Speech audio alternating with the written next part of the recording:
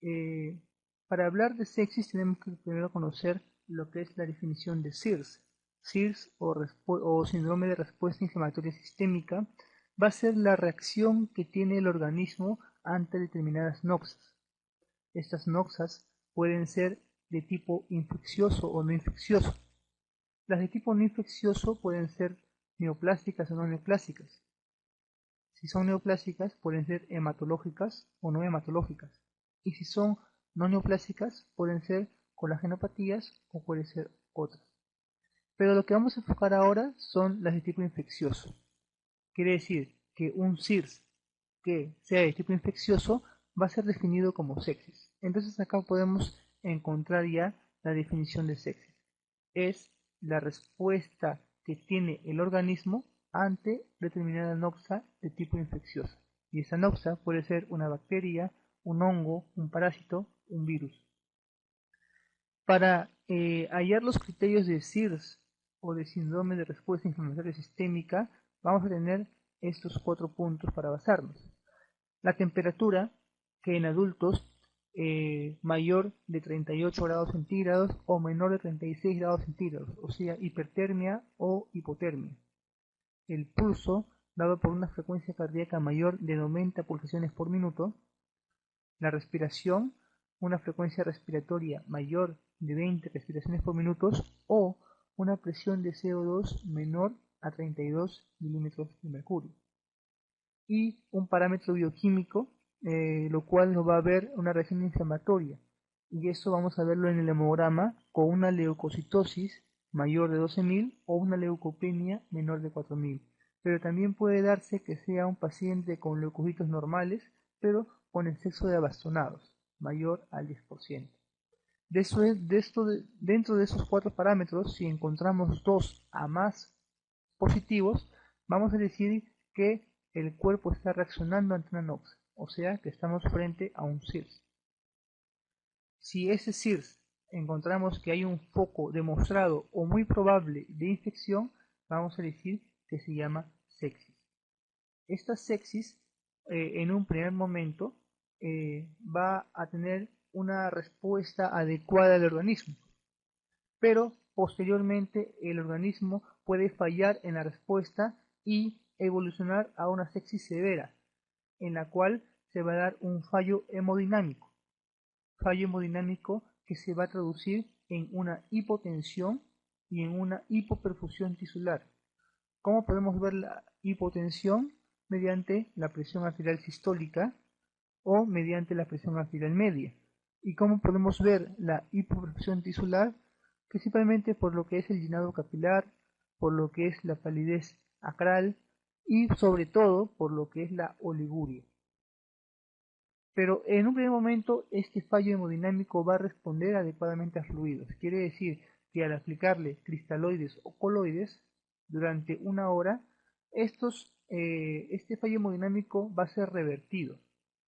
Tenemos hipotensión, hipoperfusión tisular. Pero ¿qué pasa si este fallo hemodinámico no revierte después de 1 a 2 horas de una adecuada soporte hídrico? Entonces vamos a decir que este paciente es refractario al tratamiento hemodinámico y por lo tanto estamos frente a un shock séptico que se va a traducir como un fallo multiorgánico refractario a fluidos. Entonces, si hablamos de sepsis severa, recordemos que sepsis severa tiene que ver con un fallo hemodinámico, o sea, principalmente de lo que es hipotensión oliguria o hipoposición tisular. Y si hablamos de shock séptico, ya hablamos de un fallo multiorgánico, donde están comprometidos 2 o más sistemas. Cuando hablamos ya de shock séptico y vemos que no responde a fluidos como cristaloides o coloides, vamos a tener que hacer uso de vasopresores como la norepinefrina o la dopamina o incluso de inotrópicos como la dobutamina. Es importante diferenciar lo que es shock séptico de shock tóxico. El shock tóxico se diferencia del shock séptico en que no causa bacteriemia. El shock séptico es un SIRS infeccioso, pero como es sistémico hay una alta probabilidad de bacteriemia. Así esta no se demuestre con el hemocultivo. Entonces en shock séptico hay bacteriemia, pero en el shock tóxico no hay bacteriemia, porque el shock tóxico se da por, como dice su nombre, toxinas. Y el ejemplo más claro de shock tóxico es el síndrome de shock tóxico estafilocócico, que se da por un superantígeno, que es una toxina que expulsa el Staphylococcus aureus, que llega a nivel sistémico y que traduce esto en manifestaciones sistémicas como fiebre, como un exantema descamativo, que principalmente se da en palmas y plantas, y cuyo tratamiento, aunque discutido, consiste en penicilinas resistentes a la penicilinasa, como la oxacilina. Y digo discutido porque como es un síndrome en el cual no hay bacteriemia, es decir, no hay agente bacteriano en la sangre, sino es su toxina, entonces en teoría no debería responder antibióticos, pero se sigue usando los tratamientos antibióticos con oxacilina para síndromes de shock tóxico. Entonces, diferenciemos bien shock séptico de shock tóxico. Shock séptico hay bacteriemia, shock tóxico no hay bacteriemia. Como dije anteriormente, he escrito muchas guías acerca del manejo de la sepsis, y es muy importante conocerlas porque esto va a ser el pan de cada día en la emergencia, y nosotros como internos tenemos que eh, diferenciar, tenemos que hallar el diagnóstico y tenemos que saber el manejo en ese momento, porque recordemos que la emergencia es pensar rápido, es hacer las cosas, estabilizar al paciente lo más rápido posible y disminuir su probabilidad de muerte y mortalidad. Esta guía internacional, cuya última revisión ha sido en el 2008, nos hablan de criterios para ver una sepsis. Nos hablan de criterios que ya hemos visto en lo que es la definición de SIRS, como lo que es la temperatura, la fiebre mayor 38.3, aquí ya la elevan un poco más, que es el diagnóstico normal de fiebre, que en el SIRS lo bajan a 38, hipotermia menor a 36, tenemos también la función circulatoria con la frecuencia cardíaca mayor a 90 o mayor de 2 desviaciones estándar según el rango de edad, esto principalmente en pacientes pediátricos. Tenemos la taquignia con una frecuencia respiratoria mayor de 20, tenemos lo que son las variables inflamatorias como son los leucocitos, hablamos de leucocitosis, leucopenia o aumento de las formas inmaduras de estos leucocitos. Pero también acá nos están hablando de otros parámetros ya más clínicos, como son alteraciones del estatus mental, o sea, alteración de la conciencia, un paciente que esté soporoso, edema significativo o un balance hídrico positivo, mayor de 20 mililitros por kilogramo de peso pasadas las 24 horas. O sea, paciente edematoso, paciente que no esté reteniendo líquidos en el intravascular, y una hiperglicemia considerada como una glucosa plasmática mayor de 140 en ausencia de diabetes, que también es un parámetro que toman en esta guía para determinar un paciente séptico. Pero también tenemos otros parámetros inflamatorios al igual que los leucocitos, que son los factores de fase aguda, como la proteína C reactiva o la procalcitonina. Variables hemodinámicos, como dijimos anteriormente, que una sepsis cuando evoluciona y cuando el cuerpo tiene una respuesta ya exagerada a, a este cuadro infeccioso, va a ocasionar hipotensión e hipoperfusión tisular. Y la hipotensión va a estar dada principalmente por la presión arterial sistólica. Una presión arterial sistólica menor de 90 milímetros de mercurio o una disminución súbita de esta más de 40 milímetros de mercurio. Quiere decir, por ejemplo, un paciente cuya presión normal sistólica es 135 y después lo encontramos en 90 o en 92. Entonces ha habido un descenso rápido, aunque no está en teoría por debajo de 90, que es el rango teórico, pero esta disminución tan súbita de la presión arterial sistólica va a darnos el criterio para hablar de un paciente con hipotensión, porque recordemos que la presión arterial sistólica nos habla de precarga, de llegada de sangre al corazón, entonces ya hay una falla. O podemos evaluar más finamente como la presión arterial media menor de 70. Tenemos también otras variables de difusión orgánica, ya cuando hablamos de shock séptico. Hablamos de una hipoxemia. Casi el 50% de pacientes con sepsis severa o a shock séptico van a producir lo que es un síndrome de distrés respiratorio, que como sabemos en neumología, como ya lo hemos visto en neumología, es un paciente que tiene una insuficiencia respiratoria global. Es un paciente con un PAFI, o sea, una presión arterial de oxígeno, sobre el FiO2 menor de 200, con una presión de enclavamiento pulmonar medida por el catéter de Schwann-Ganz menor de 18, quiere decir que no hay edema pulmonar, pero ya con injuria pulmonar. Este PAFI menor de 200 me produce injuria pulmonar. Y eso se va a ver en una placa de tórax como un pulmón blanco, un infiltrado retículo alveolar global en ambos pulmones. Entonces, este PAFI me va a indicar injuria pulmonar. Ya hablamos de un sistema respiratorio. Oliguria aguda, con un gasto urinario menor de 0.5 mililitros por kilogramo por hora. También me dice ya un fracaso renal. Ya hay una injuria renal, mejor dicho, más que fracaso, una injuria renal, que también va a ser respaldada por lo que es el incremento de creatinina sérica mayor de 0.5. Coagulación, anormalidades en la coagulación, que nos indica ya una alteración hematológica, que junto con esto, con un INR mayor de 1.5 y una trombocitopenia con un conteo de plaquetas menor de 100.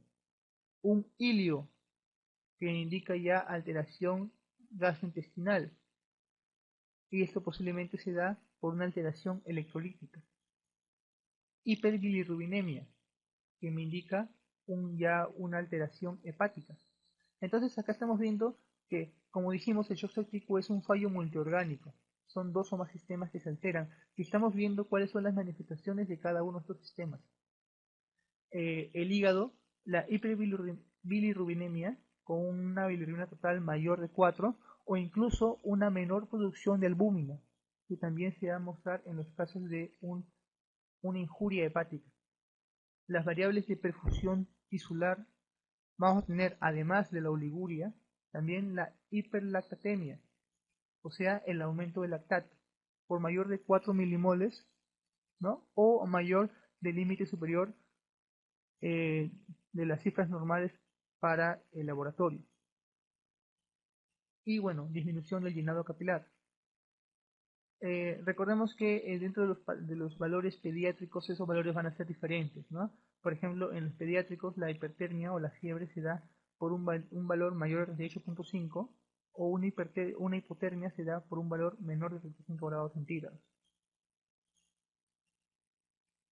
Entonces, vamos a tener que esta bacteriemia característica de la sepsis va a darse por una agente, que puede ser una bacteria, pero también pueden ser hongos, pueden ser parásitos, pueden ser virus, eh, principalmente se da por gram negativo. Y digo principalmente porque ya no es tanto así. Ahora también se puede dar por gram positivos. Y cada uno tiene un componente especial dentro de su membrana o dentro de su pared que va a desencadenar la respuesta inflamatoria dentro del organismo. Los gram negativos tienen como principal agente la endotoxina y los gram positivos el ácido teicoico. Recordemos que en algunos gram positivos, como el estafilococo, pueden producir shock tóxico por superantígenos, por toxinas que eliminan dentro del organismo. Estas estimulantes del sistema inmunitario del organismo va a causar la producción o la activación de mediadores celulares, macrófagos, neutrófilos, que van a responder ante estas noxas, produciendo mediadores humorales como la interleucina 1, la interleucina 6, el factor de necrosis tumoral, que lo que van a hacer es actuar eh, tratando de eliminar estas noxas, provocando daños sistémicos como fibrinolisis, alteración en la fibrinolisis, inhibición de la misma, alteración de las vías de coagulación, es decir, potenciar las vías de coagulación, y con esto lo que va a producir es una coagulación vascular diseminada, una coagulación intravascular diseminada, ¿no? el CDI. Y esto porque potencia la vía de coagulación, inhibe la fibrinolisis y promueve un estado hipercoagulante dentro del organismo. Y es por eso que en estos pacientes actualmente se usa la proteína C activada, que es una proteína que actúa justamente a nivel de estas vías de coagulación, que posteriormente vamos a ver un poco. Pero lo que más produce también es un daño endotelial. Y aunado a todo esto, lo que va a producir es una falla multiorgánica, una falla de 2 o más sistemas provocando el shock séptico que, como sabemos, no responde a fluidos. Ahora, ¿cómo podemos hallar un diagnóstico de todo este cuadro? Demostrando que hay una bacteriemia. ¿Cómo la demostramos? Mediante un hemocultivo. El hemocultivo dentro de estos pacientes, vamos a ver posteriormente cómo es la toma o cómo se realiza la toma de muestra, es el gold estándar para determinar bacteriemia y poder hallar el agente infeccioso que esté causando este cuadro séptico. Aquí podemos ver también, dentro de lo que son la sepsis severa, otros parámetros que nos indican que hay una falla multiorgánica. Lactato, que nos muestra una hipoperfusión tisular, hipotensión, aumento del lactato, gasto urinario disminuido. El PAFI, vemos acá, el PAFI menor de 250 en ausencia de neumonía o menor de 200 en presencia de neumonía. Recordemos que la causa más frecuente del síndrome de distrés respiratorio agudo va a ser la sepsis. El 50% de sepsis, los de pacientes con sepsis, hacen falla respiratoria con un síndrome de distrés respiratorio agudo. Creatinina mayor de 2 miligramos por decilitro, ya hablan de una falla renal. Bilirrubina mayor de 2, plaquetas menor de 100, coagulopatías con un INR mayor de 1.5. El tratamiento.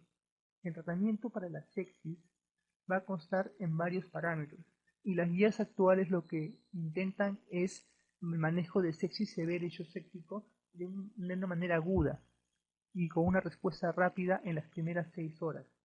¿Qué es lo que busca estas guías con el tratamiento? Primero, un adecuado soporte hemodinámico y respiratorio que se da en las primeras 6 horas. Este adecuado soporte hemodinámico va a constituir en estas metas. Primero, conseguir una presión venosa central entre 8 y 12 milímetros de mercurio. Conseguir una presión arterial media mayor o igual a 65. No me están hablando de conseguir una presión normal mayor de 70, no, me hablan de conseguir una presión arterial media que pueda manejarse, o sea, mayor o igual a 65. Un gasto urinario mayor o igual a 0.5, o sea, sacarlo de la oliguria. Una saturación de oxígeno capilar mayor o igual a 65%. Ojo, que normalmente la saturación normal capilar es mayor de 92, 95% aproximadamente, o 98%. Pero en estos casos no se busca llegar a la normalidad, se busca mejorar el estado respiratorio y hemodinámico. Y para eso vamos a hacer uso de fluidos como los cristaloides o los coloides, colocando aproximadamente 1000 mililitros de soluciones cristaloides como el cloruro de sodio al 9 por 1000 en la primera media hora, o sustancias como coloides entre 300 y 500 mililitros en el mismo duración de tiempo. Se ha demostrado que entre coloides 1 litro en media hora, perdón, entre cristaloides 1 litro en media hora o coloides de 300 a 500 mililitros en 30 minutos, no hay diferencias significativas. Es decir, si no tenemos, digamos, un coloide, podemos usar cristaloides. Si no tenemos cristaloides, podemos usar coloides. Lo importante es darle un adecuado soporte hemodinámico a este paciente. Sí, pero recordemos que esto responde a la sepsis severa, pero ¿qué pasa si es refractario a los fluidos? Si es refractario a los fluidos, tenemos que usar vasopresores. Tenemos que mejorar nuestro sistema vascular para poder llegar más sangre a los tejidos. ¿Y qué vamos a usar como primera línea? Norepinefrina o dopamina. Se ha visto que se prefiere usar como primera línea de acción estos vasopresores antes que la epinefrina o que la vasopresina. La vasopresina se puede asociar a la dopamina consiguiendo una respuesta similar a lo que es la noradrenalina sola. Como segundo fármaco inotrópico, como segunda línea, se puede usar la epinefrina en caso no haya respuesta a la norepinefrina o a la dopamina. Y si en caso tenemos una falla miocárdica, una falla de la bomba, entonces podemos usar inotrópicos como la dobutamina. Otro parámetro importante que tenemos que ver es el diagnóstico, o sea, eh, poder conseguir los medios de cultivo necesarios para poder determinar qué agente está causando ese cuadro séptico, o sea, sacar el hemocultivo. Y el hemocultivo van a ser de 2 a 3 hemocultivos con intervalos de 20 minutos antes del inicio de la antibiótico-terapia. Ojo, esto lo dan como una guía, pero si en caso no podemos conseguir los hemocultivos dentro de la primera hora de identificado el suspéctico, no tenemos que esperar más tiempo, tenemos que iniciar la antibiótico-terapia ya, empírica, en ese momento mismo. Si no podemos hallar los medios, no tenemos que dilatar el inicio de la antibiótico-terapia. Pero lo ideal es conseguir estos cultivos, ¿no?, con un intervalo de 20 minutos antes del inicio de la antibiótico-terapia. Y a una antibiótico-terapia empírica de amplio espectro temprana. Se dice que se debe iniciar la antibiótico-terapia endovenosa dentro de la primera hora de identificado el cuadro séptico. Y esta antibiótico-terapia tiene que ser de amplio espectro. Quiere decir, debe cubrir todos los organismos más probables. ¿Cuáles son estos? Gram negativos, E. coli a la cabeza; gram positivos, estafilococos; gram positivos, estafilococos epidermidis, que se da principalmente en pacientes con uso de catéteres, o lo que son los neumococos. Entonces, tenemos que iniciar la antibiótico-terapia dentro de la primera hora de diagnosticado o de identificado el cuadro séptico. Y determinar la zona anatómica de infección, o sea, determinar el foco. Y este foco infeccioso debe ser determinado dentro de las primeras 6 horas de identificado este cuadro. Posteriormente también hay otros manejos, como son los manejos con corticoides, y esto principalmente se hace con dos funciones. Primero, disminuir la respuesta inmunitaria del cuerpo que está causando tanto daño, ¿no? Y segundo, que se ha visto que en esos cuadros sépticos se da una insuficiencia suprarrenal, y lo que se hace es reponer el cortisol que no está produciendo las suprarrenales. Como un paso actual que se está haciendo en esos tiempos también es la adición de la proteína C activada, que la comentamos anteriormente. La proteína C activada es una proteína que normalmente se produce en el organismo, se produce en el hígado como un zimógeno.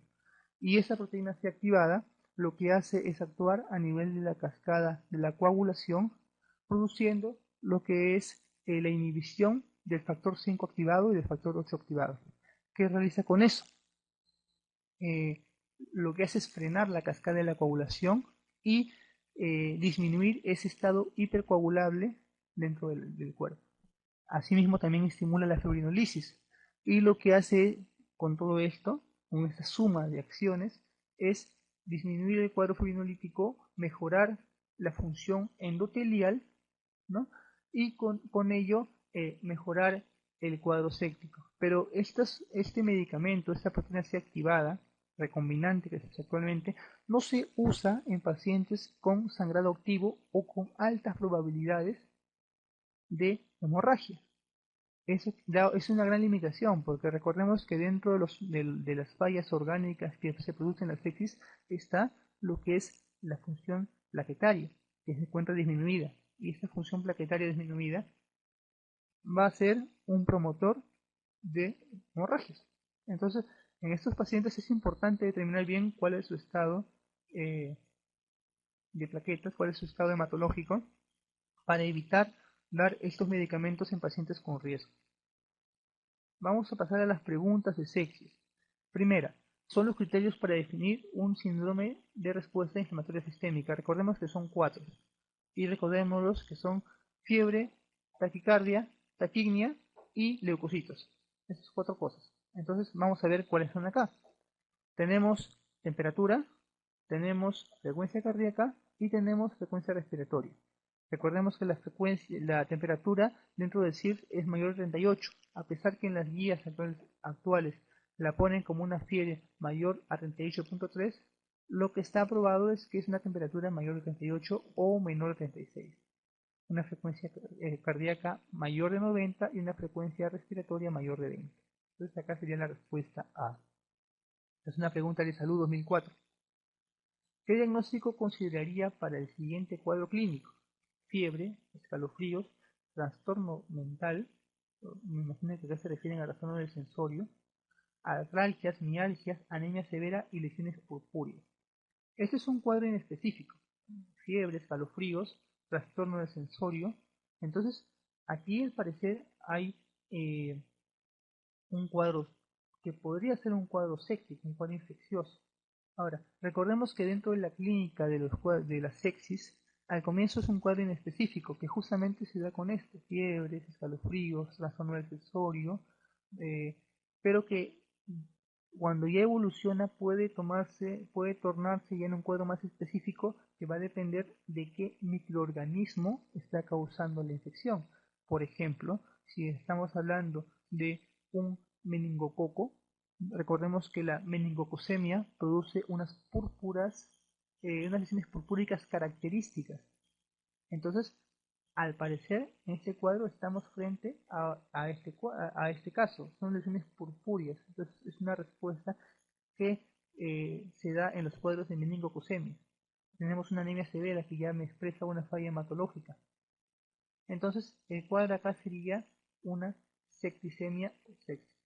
Recordemos que ya no se usa el término de septicemia, pero bueno, todavía acá lo han utilizado. Durante la fase aguda de la respuesta inflamatoria aumenta la concentración plasmática de algunas proteínas, mientras que otra disminuye. ¿Cuál de las siguientes disminuye? Una síndrome de respuesta inflamatoria sistémica que está dando acá, como su mismo nombre lo dice, es una respuesta del organismo, lo que va a hacer es aumentar los reactantes de fase aguda. ¿Y cuáles son estos? La proteína C reactiva, la actoglobina, el fibrinógeno, la transferrina. Pero la albúmina no es una proteína, un reactante de fase activa.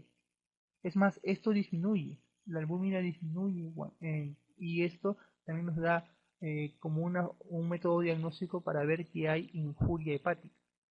Entonces acá la respuesta es la B.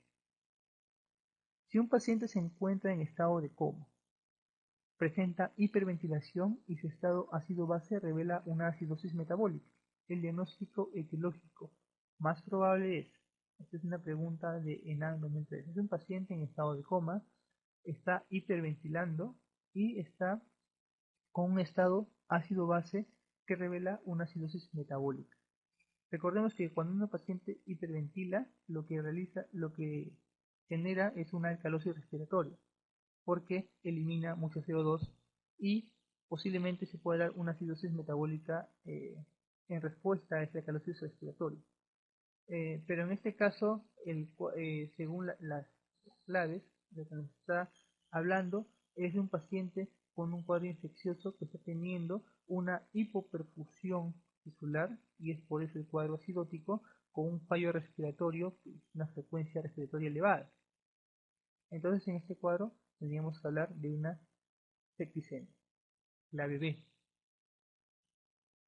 Paciente que ingresa con fiebre de 39. Tenemos un criterio de decir ictericia y síntomas urinarios. Hay ictericia, posiblemente eso es por aumento de bilirrubina y posiblemente sea una injuria hepática. Síntomas urinarios, estamos determinando que puede haber un foco de repente infeccioso, pero tenemos que seguir leyendo. Leucocitos en 12.000 y 10% de bastonados. Tenemos fiebre y tenemos leucocitos, tenemos un CIRS. Plaquetopenia, ictericia, tenemos falla de dos órganos. Presenta una hipotensión de 80/50 con un pulso de 125 que mejora con fluidoterapia. Entonces, tenemos aquí un paciente con fiebre, con leucocitos elevados y con frecuencia cardíaca elevada.